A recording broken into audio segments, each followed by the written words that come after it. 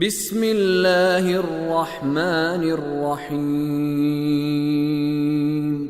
إلا الذين آمنوا وعملوا الصالحات فلهم أجر غير ممنون، سوائے ان کے جو ایمان لائے اور صالح عمل انجام دیے تو ان کے لیے ایسا اجر ہے جو کبھی ختم نہ ہوگا۔ آیت نمبر 6 کے الفاظ کے معنی میں إلا الذين آمنوا وعملوا الصالحات تک ہم نے بیان کر دیا تھا۔ فلہم تو ان کے لیے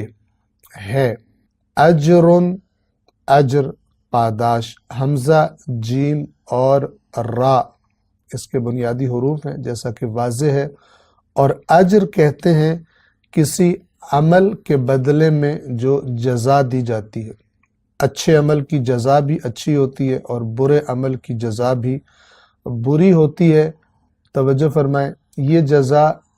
دنیاوی بھی ہو سکتی ہے، یعنی اسی دنیا میں نتیجہ نکل آئے، یا یہ جزا آخرت میں بھی ہو سکتی ہے۔ یعنی جزا کے معنی میں، اجر کے معنی میں دنیاوی اجر اور آخرت کا اجر دونوں شامل ہیں۔ فَلَهُمْ أَجْرٌ تو ان کے لیے اجر ہے غیر ممنون۔ ممنون بنیادی حروف میم، نون اور نون ہے، اور من کا معنی ہوتا ہے کسی چیز کو قطع کر دینا، کاٹ دینا۔ پس ممنون یعنی مقطوع، جسے ایسی چیز جس کو کاٹ دیا جائے۔ غیر ممنون کہ جو کٹی ہوئی مقطوع نہیں ہے، یعنی ان کے لیے ایسا اجر ہوگا کہ جو کبھی ختم نہیں ہوگا۔ عام طور پر مثال کے طور پہ ہم کوئی کام دنیا میں کرتے ہیں، اس کے بدلے میں کچھ پیسے کماتے ہیں، اس کام کرنے کی جزا وہ پیسے ہوتے ہیں، لیکن کچھ عرصے کے بعد وہ ختم ہو جاتے ہیں۔ دنیا کی جتنی بھی چیزیں استعمال کرنے سے ختم ہو جاتی ہیں، لیکن اللہ تبارک و تعالی ایمان، جو لوگ ایمان لائے تھے اور نیک اعمال انجام دیے تھے، ان کو روز قیامت جو اجر عطا فرمائے گا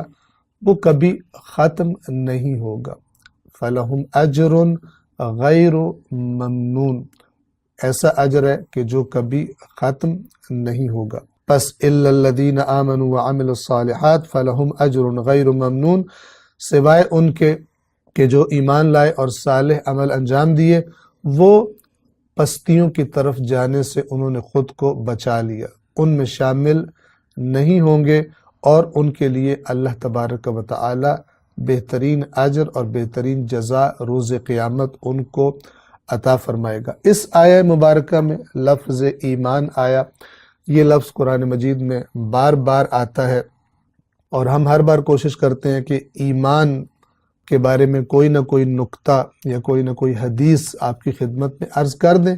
اس لیے کہ لفظ ایمان کا بعض اوقات غلط تصور ہمارے ذہنوں میں بنا دیا جاتا ہے۔ ادھر ادھر سے سن کر من گھڑت تصورات ایمان کے بارے میں ہمارے اگر ذہنوں میں بنے رہیں، اور خدا نہ کرے روز قیامت پتہ چلے کہ جو میرے ذہن میں تصور تھا ایمان کا وہ قرآنی تصور نہیں تھا، جبکہ حقیقت وہی ہے کہ جو اللہ نے قرآن مجید میں بیان فرمائی، تو پھر وہ دن ایسا ہوگا کہ جس دن خراب کیے گئے کاموں کی اصلاح کرنے کی مہلت اور چانس دوبارہ نہیں دیا جائے گا۔ تو ایمان کے بارے میں ہم کتاب الکافی سے ایک حدیث آپ کی خدمت میں عرض کرتے ہیں، اور یہ حدیث امام جعفر صادق علیہ السلام سے ہے، کہ اس میں راوی کہتے ہیں کہ امام جعفر صادق علیہ السلام کو میں نے ایک خط لکھا، اور اس خط میں میں نے ان سے پوچھا کہ ایمان کیا چیز ہوتا ہے، ایمان کسے کہتے ہیں؟ تو فَكَتَبَ إِلَيَّ تو امام نے جواب میں مجھے لکھ کر بھیجا، الایمان هو الاقرار باللسان، پہلی ایمان کا پہلا حصہ کیا ہے؟ زبان سے اقرار کرنا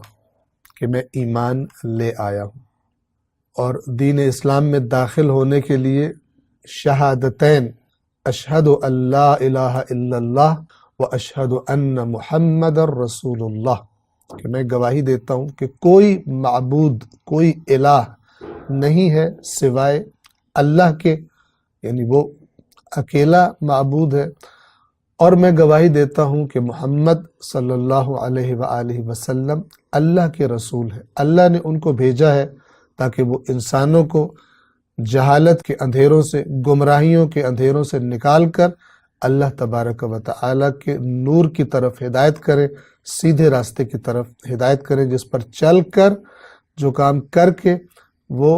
اس دنیا کے بعد آنے والی، ہمیشہ رہنے والی دنیا میں اپنی زندگی کو بہترین بنا سکتے ہیں۔ تو یہ ہے الاقرار باللسان، زبان کے ساتھ اقرار کرنا۔ لیکن زبان کے ساتھ اقرار کرنا کافی ہو جاتا ہے؟ یہ ضرور ہے کہ جو شخص آئے ہمارے سامنے اور کلمہ پڑھ لے تو اس کو مسلمان ہی کہا جائے گا،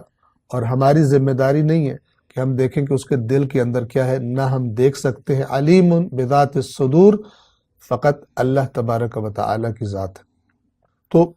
رسول اللہ کے مدینہ میں اس زمانے میں بھی بہت سارے منافق تھے، مدینہ میں موجود تھے، لیکن مسلمانوں کے حقوق ان کو حاصل تھے، اس لیے کہ ظاہری طور پر وہ کلمہ گو تھے اور ان کو مسلمان بھی سمجھا جاتا تھا۔ پہلا حصہ الاقرار باللسان،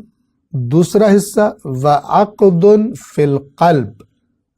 دل کے اندر گرہ لگی ہوئی ہو اسی بات کی کہ جو زبان سے اقرار کیا جا رہا ہے۔ یعنی اگر زبان سے کہہ رہا ہے کہ میں گواہی دیتا ہوں اللہ کے علاوہ کوئی معبود نہیں، تو اس کے دل میں بھی گویا اس بات پر گرہ لگ گئی ہو، مضبوطی سے یہ بات باندھ دی گئی ہو، ثبت ہو اس کے دل میں کہ اللہ کے علاوہ، یعنی دل سے مان چکا ہو کہ اللہ کے علاوہ کوئی معبود نہیں۔ اور اسی طرح رسول اللہ کے بارے میں کہ یہ اللہ کے رسول ہے، صرف زبان سے نہ ہو۔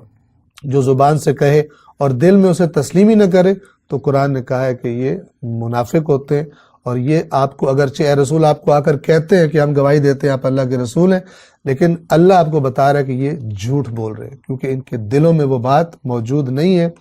وَلَمَّا يَدْخُلِ الْإِيمَانُ فِي قُلُوبِكُمْ، ان سے کہیے کہ ابھی تک ایمان تمہارے دلوں کے اندر داخل نہیں ہوا، یہ تم زبان سے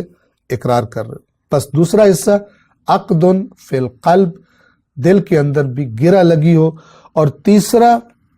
کہ جس کو اکثر غفلت کا شکار کر دیا جاتا ہے،